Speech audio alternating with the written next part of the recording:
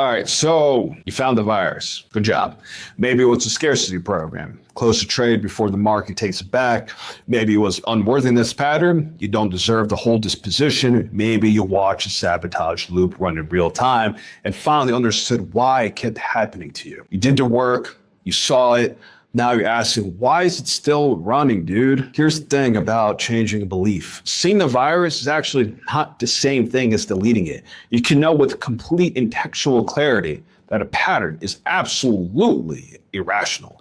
But then you still execute it, and you still close early, you still revenge trade, you still do all the things that you normally do that you know is irrational, because that belief don't live in your logic, man. They live in your neural wiring. And today I'm going to give you the only protocol that actually changes them, a protocol that I use. But I'm going to give it to you in more of a practical way, something I call the awareness trap. It's what happens to traders after they do their inner work, after they read the books, watch those videos, complete the audit, and then identify their own patterns. But then they still blow the account. It's okay.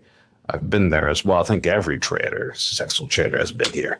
But the thing is, though, most traders skip at the diagnosis. They name the virus, they feel a moment of clarity, will then return to their desk, then execute from the same corrupt framework they've always used. Not because you're weak, not even because you lack discipline. It's because you're just simply missing the next step.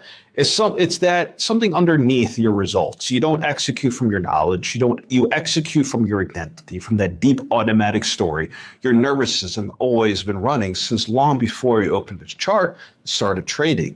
Changing what you know changes your conversation. Changing who you believe you are changes your trades. That distinction between knowing and being is the entire gap between your current P&L in your sovereign portfolio. And today, I'm going to help you close that gap. 3 steps, sequence in exact order your neurology requires. It's not a theory. This is applied sciences. It only works if you use exactly the way I'm going to walk you through. Before the protocol, you actually need to understand why every previous attempt at belief change has failed. Answer is simply called your neuroplasticity.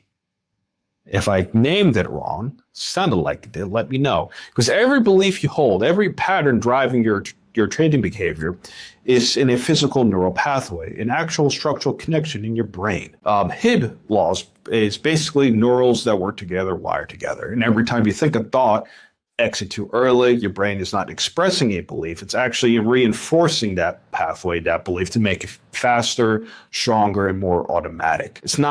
This is why willpower in itself doesn't work, because you can't think harder. The infrastructure is there. The signal moves before even your conscious mind catches it. Here's what neuroplasticity actually tells you. The exact mechanism that wired those patterns can actually wire them out as well. The brain is not fixed. It reshapes itself based on what you repeatedly think, feel, and do in that combination. The key word is, guess it right, combination.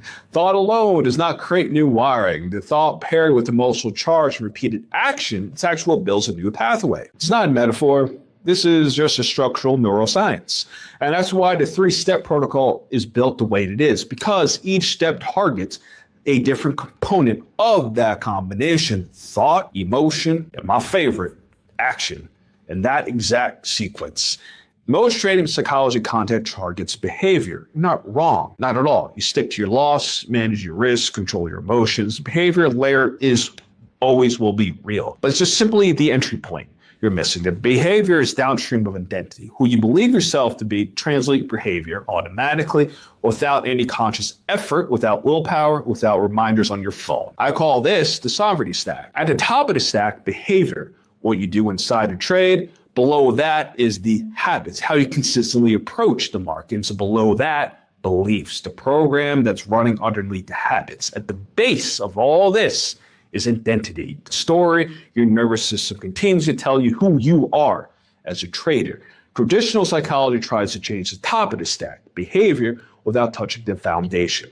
Sovereign traders work from the bottom. When you change the identity layer, you're generally are inhabiting the identity of a systematic, precise trader. The behaviors about it just reorganize themselves automatically. You don't have to fight this impulse to close early. The sovereign trader identity doesn't guarantee or doesn't generate that impulse. I mean, the 3 steps I'm going to give you today are bottom-up rewire. Install the replacement, identify the old loop, and build the evidence base that makes it real. Step 1, the pattern interrupt. Every belief virus has a trigger, right? A specific moment in a market that activates that old programming. For the scarcity virus, it's simply the moment the move trades or moves into profit. The body tightens, the urge to close the hit. For the unworthiness program, or pattern, is about when the position starts running. A quiet voice asking, who are you to hold this large amount of money? The pattern interrupt, it's not about suppressing that feeling. It's about creating a gap between the trigger and that response. And the exact execution, when you feel this impulse, before you touch the interface, you do one thing. You name that virus out loud. If you can, even write it.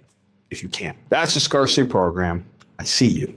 The act of naming activates the part of you that's responsible for decision making and temporarily interrupts how you're going to go about and execute that trade. You're literally just switching neural tracks. That's it. Now you have a window. Approximately 6 to 10 seconds before an impulse restarts, use that window for step 2. Step 2 is you have no idea what it is, the sovereignty script. It's not an affirmation. I want to be precise about this distinction. An affirmation is a statement you want to be true, right? The brain recognizes the gap between the statement and the current reality. Always will. Can't fool the brain, folks. But what you can do is structure it differently, right?